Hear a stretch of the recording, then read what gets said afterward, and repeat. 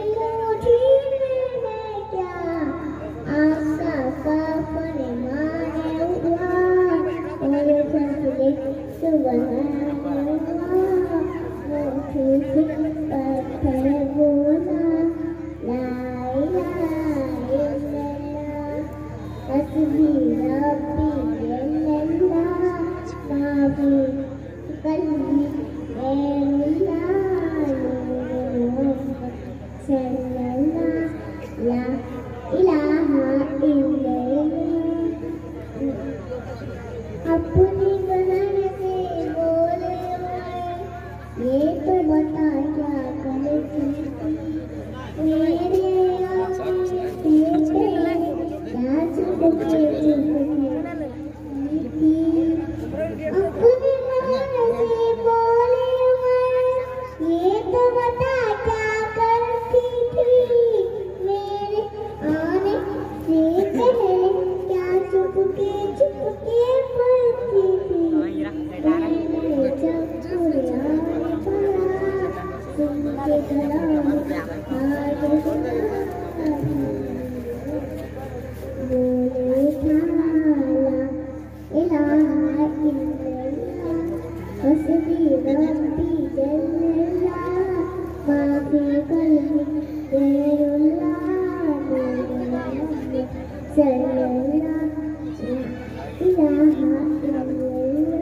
बहुत अच्छा माशाअल्लाह।